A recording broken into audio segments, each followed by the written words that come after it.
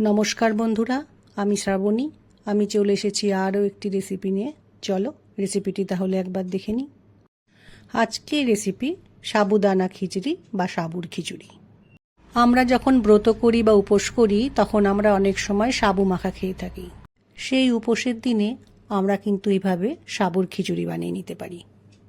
এই সাবুদানার খিচুড়ির স্বাদটা টক ঝাল মিষ্টি হয়, খেতে বেশ ভালো লাগে। আমার এই ভিডিওটি পুরোটা দেখার অনুরোধ রইল। আজকের এই রেসিপিটি বানানোর জন্য সাবুদানা লাগবে। আজকের এই রেসিপির জন্য আমি বড় সাবুদানা ইউজ করছি। ছোট সাবুদানাতেও এটা রান্না করা যায়, কিন্তু বড় সাবুদানাতে খুব ভালো হয়।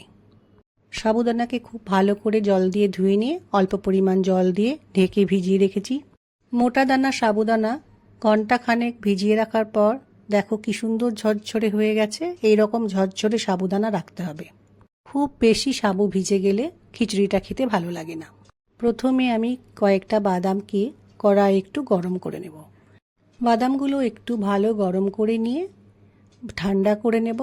তারপর এইটাকে হাফ ডাস্ট করব। কড়াই থেকে বাদামটা তুলে নিয়েছি। এবার কড়াইয়ের মধ্যে সাদা তেল দিয়ে নিলাম।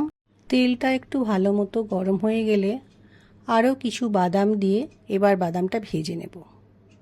এই বাদামটাকে একটু ভালো করে ভাজতে হবে। বাদামটা ভাজা হয়ে গেলে একটা পাত্রের মধ্যে কড়াই থেকে তুলে রেখে দেব। এখন আমি সাদা তেলের মধ্যে অল্প পরিমাণ ঘি দিয়ে নিলাম। ঘি ও সাদা তেল ভালো করে মিশিয়ে দিয়েছি, গরম হয়ে গেছে। দিয়ে দিলাম গোটা জিরে। জিরেটাকে একটু সময় ভালো করে ভাজতে হবে। একটু আদা ও কাঁচা লঙ্কা ভালো করে থেতো করে রেখেছিলাম, সেটা কড়াইয়ের মধ্যে দিয়ে দিলাম। এখন দিয়ে নিচ্ছি কাঁচা লঙ্কা কুচি। যে যেমন ঝাল খাবে সে ততটা লঙ্কা কুচি দেবে। আবারও ভালো করে ভেজে নিচ্ছি। আদা দেওয়ার পর একটু ভেজে নিয়েছি, কাঁচা গন্ধ চলে গেছে। এখন দিয়ে দিলাম কয়েকটা কারি পাতা। আবারও কারি পাতাটাকে একটু সময় ভাজতে হবে। দুটো আলু আমি ছোট ছোট টুকরো করে কেটে রেখেছিলাম, সেটা এখন কড়াইয়ে তেলের মধ্যে দিয়ে একটু সময় ভেজে নেব। এই সময় গ্যাসের ফ্লেমকে একটু লো করে আলুটা ভাজতে হবে, নালে কারি পাতা আদা সব পুড়ে যাবে। আলুর টুকরোগুলো লাল করে একটু ভাজা হয়ে গেছে। এই সময় কেটে রাখা টমেটো আলুর মধ্যে দিয়ে দিলাম। মটরশুঁটিকে গরম জলে একটু ভাপিয়ে নিয়েছিলাম, সেই মটরশুঁটিগুলো দিয়ে দিলাম। এখন আমি মটরশুঁটি টমেটো আলু একটু সময় রান্না করে নেব।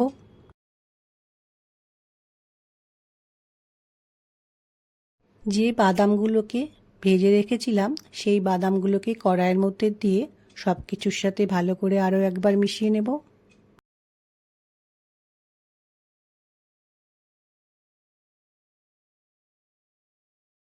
সব কিছুকে খুব ভালো করে মিশিয়ে নিয়ে একটু সময় রান্না করে নিয়েছি। এখন আমি ভিজিয়ে রাখা সাবুদানা কড়াইয়ের মধ্যে দিলাম।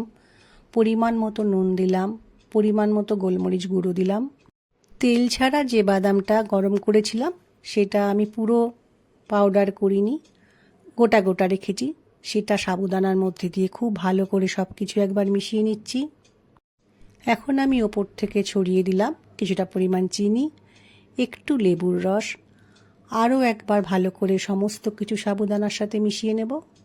এই সব কিছু যখন মেশানো হচ্ছে তখন এটা কিন্তু একটু হালকা হাতে মেশাতে হবে। খুব চাপ দিয়ে মেশালে সাবুদানাগুলো ভেঙে যেতে পারে। এখন দিয়ে দিলাম ধনেপাতা কুচি।